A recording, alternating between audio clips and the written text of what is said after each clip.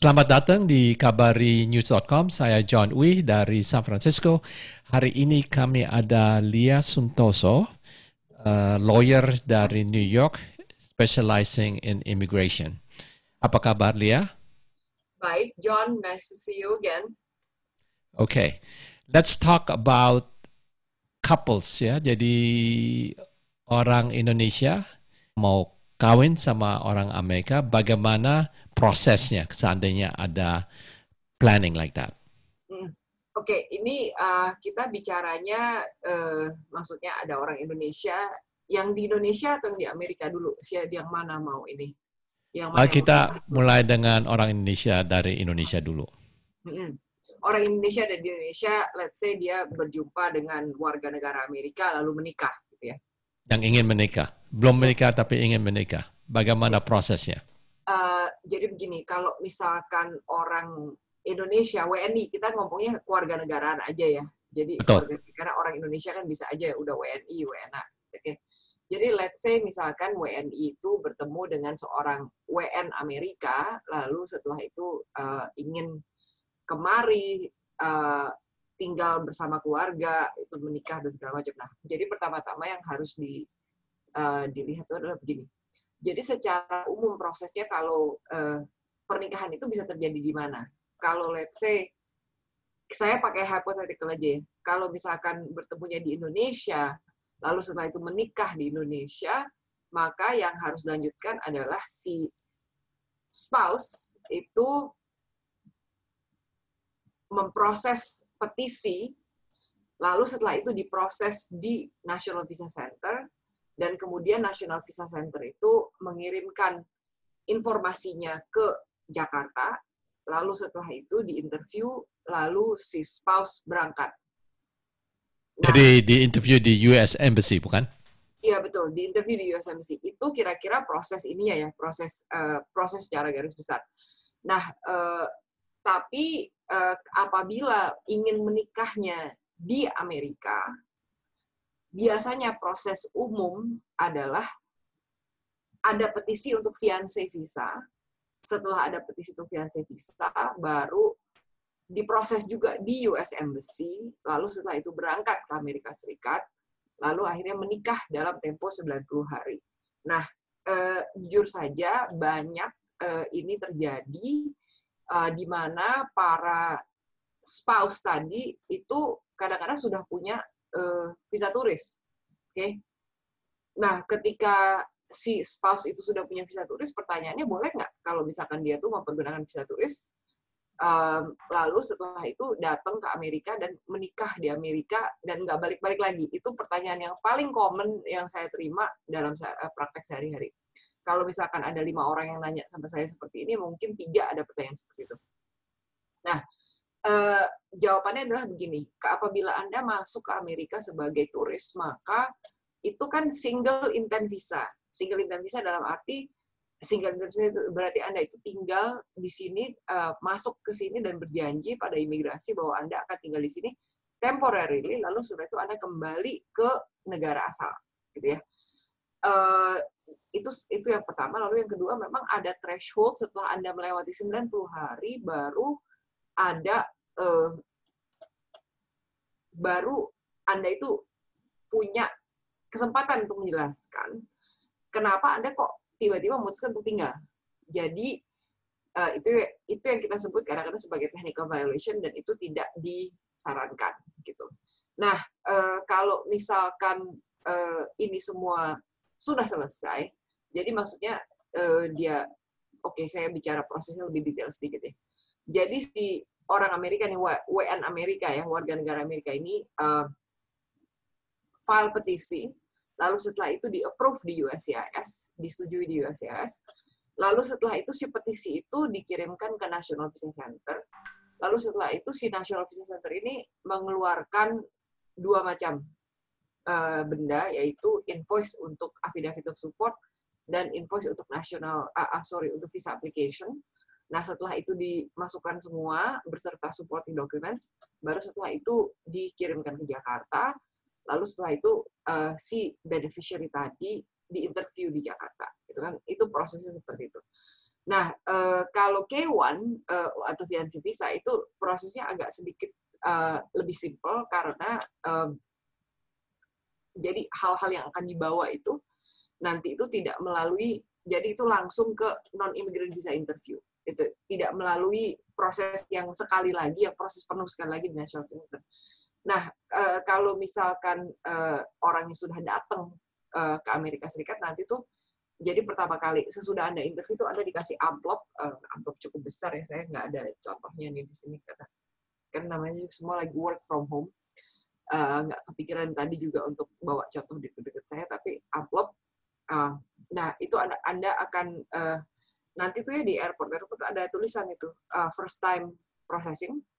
Jadi Anda masuk ke sana lalu menjawab pertanyaan. Setelah itu ya udah Anda masuk entry as a permanent resident. Jadi kalau misalkan Anda disetujui di Jakarta, Anda datang kemari itu membawa green card gitu ya. Jadi bukan membawa green card tapi membawa imigran visa. Ketika dia masuk dengan imigran visa, sesudah dia tuh masuk ke dalam negara Amerika, baru setelah itu green card itu akan datang di pos. Nah, apabila ini apabila pernikahan itu terjadi di sini, kita nggak usah ngomong mengenai technical violation, mengenai 90 hari, saya nggak usah ngomong seperti itu. Let's say orang ini sudah ada di sini, maka mereka menikah di sini, let's say menikah di City Hall, oke. Lalu setelah itu akan di-file itu petisi dan si green card bisa sekalian di-file bersama-sama. Fee-nya itu 535 dan 1225. Lalu setelah itu akan diwawancara, di mana wawancara itu ada dua hal. Yang pertama adalah wawancara petisinya. Lalu yang kedua adalah wawancara aplikasi green card-nya. Jadi jangan dipisahkan proses ini apabila Anda menikah dengan citizen. Gitu loh. Sebaiknya sekalian gitu ya. Tapi ini kalau misalkan coba saya tanya sama John ya.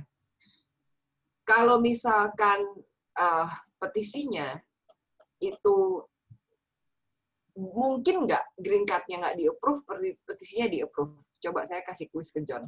Bisa nggak? Nggak mungkin, kalau menurut saya. Salah. Petisinya mungkin saja di-approve.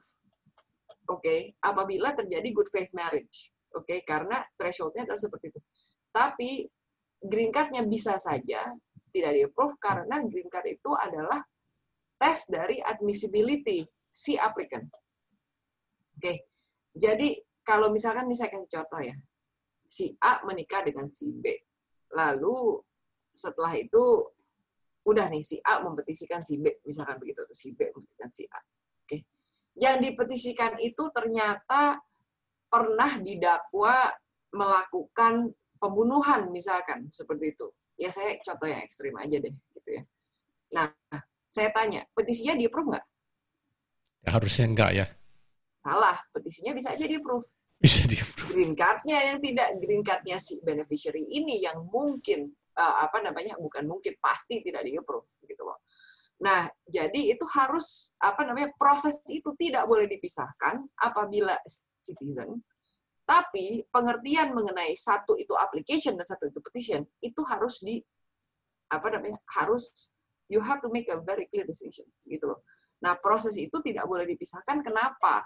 Karena efisiennya seperti itu, kecuali ada hal-hal lain. Karena kan nggak masuk akal kan? You file a petition. Saya nggak ngomong kalau misalkan orang ini saya baca flat case ya, clean case. Misalkan let's say ini orang nih punya kasus pengadilan, nyangkut di pengadilan gitu ya. Ada kasus dulu, ada kasus deportation, ada asylum, ada ini, ada itu. Nah, itu memang step yang benar adalah file petisinya dulu. Tapi kalau misalkan ini you start clean, dan itu nggak bisa dipisahin gitu loh. Bukan yang nggak bisa ya, bisa cuma ribet gitu. Mendingan sekalian gitu ya. Nah, dan interview mengenai apa? Interview itu adalah interview mengenai mainly the inadmissibility. Karena ada kemungkinan petisi itu di-approve tanpa harus ada interview. Itu satu. Nah, bukan satu, itu udah banyak. Kira-kira gitu.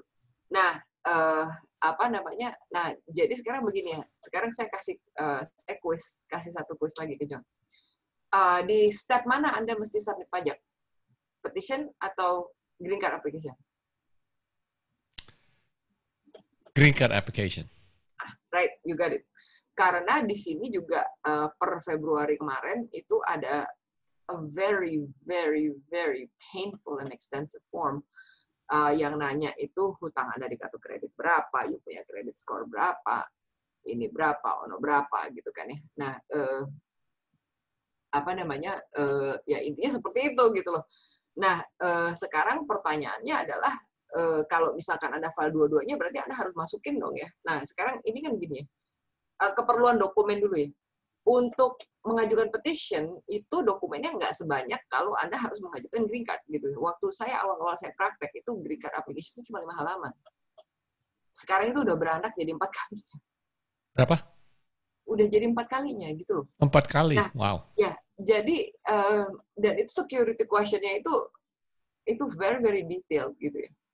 Nah, they ask you the same thing 3 different ways gitu kan. Dan itu sah-sah aja, dan ya itu kan ini kita hidup di negara orang, kita harus patuh dengan hukum negara orang kan begitu. Nah, jadi intinya tuh kalau misalkan ya ada cerita di mana kita bisa mengumpulkan dokumen untuk marriage, tapi sulit mengumpulkan dokumen untuk si adjustment tadi atau si green card, apa yang sebaiknya kita lakukan? Kalau menurut saya, kalau misalkan si sponsor itu citizen, maka ada baiknya Anda tunggu. Karena resep untuk cepat beres di imigrasi is do it once and do it right. Gitu. Nah, resep itu beda kalau misalkan you punya spouse itu permanent resident. Karena masih bisa permanent resident untuk mengajukan petisi. Kalau untuk permanent resident, karena ada kuota, maka jangan submit si application yang tadi. Dipisahkan. Begitu di-approve, priority date current, baru submit.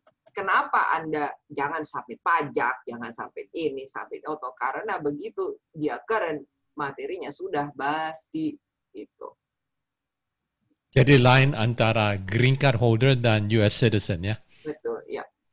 Nah, kalau seandainya kawin di sini, apakah spouse-nya harus pulang ke Indonesia dulu untuk di-interview, walaupun kawin di sini? Ini kan karena audiens kita kan kebanyakan masyarakat Indonesia ya, atau mungkin orang asing non-Indonesia yang mengerti bahasa Indonesia, mungkin itu cuma 0,01%. Begini loh, saya ngomong secara hukum aja. Secara hukum itu apabila Anda berada di Amerika Serikat dan ketika Anda enter itu you are inspected and admitted, oke? Maka Anda inspected and admitted itu artinya Anda tuh cross the border. Anda melewati perbatasan. Perbatasan itu bisa bentuknya perbatasan laut, perbatasan darat, atau perbatasan yang namanya airport. Airport itu perbatasan. Kalau you are inspected and admitted, maka jadi gini, Anda datang pakai visa turis. Intinya you masuknya pakai paspor deh gitu. Nah, itu maka Anda bisa langsung melaksanakannya di sini. Nah, tapi kalau misalkan you punya petitioner itu adalah green card holder, maka Anda tergantung Anda tuh pernah accrue unlawful presence atau tidak. Accrue unlawful presence intinya itu kalau in general adalah apakah Anda pernah gelap di sini, gitu ya. Kalau misalkan Anda pernah gelap di sini, maka Anda harus file provisional waiver, lalu pulang ke Indonesia, lalu kembali ke sini, gitu. Nah, karena orang Indonesia itu ya jujur aja saya tidak pernah bertemu dengan orang Indonesia yang nyebrang dari perbatasan Meksiko atau nyebrang dari perbatasan Kanada gitu. Namun karena saya praktek juga ya sudah hampir 20 tahun, ya tentunya saya juga punya klien dari entah dari mana ya bukan entah dari mana-mana yang memang juga cross the border. Nah, kalau misalkan mereka cross the border, maka tidak ada jalan lain but for Anda itu harus proses overseas mempergunakan provisional waiver, even if you married a citizen. Berarti mereka harus kembali ke negaranya masing-masing. Oke. Tapi kalau Indonesia kayaknya lain ya, karena itu biasanya mereka datang ke sini naik kapal terbang kan? Saya tidak pernah sekalipun dalam, ini tuh sekarang 2020, 18 tahun saya praktek, saya tidak pernah melihat orang Indonesia satupun yang menyeberang, baik dari bawah, southern border, atau northern border. Tidak pernah satupun. Oke. Terus kalau seandainya mereka sudah kawin, dan sudah dapat green card, terus mungkin 1-2 bulan nggak cocok, bercerai. Apakah yang spouse yang dari Indonesia hilang green card-nya apa tidak? Tergantung. Itu pertanyaan yang sangat panjang ya. Itu pertanyaan yang sangat panjang. Tapi intinya begini, kalau petisi itu sudah di-approve, kemungkinan ada. Tapi kalau misalkan petisinya belum di-approve, ya itu sudah ya adios ya, udah nggak bisa apa-apa. Namun kalau misalkan sampai terjadi pernah ada KDRT, ini itu ceritanya udah lain lagi gitu. Tapi memang, nah sekarang begini, ini saya bikin hypo yang agak unik aja ya. Let's say orangnya datang pakai fiancé visa, lalu ke sini menikah, lalu setelah itu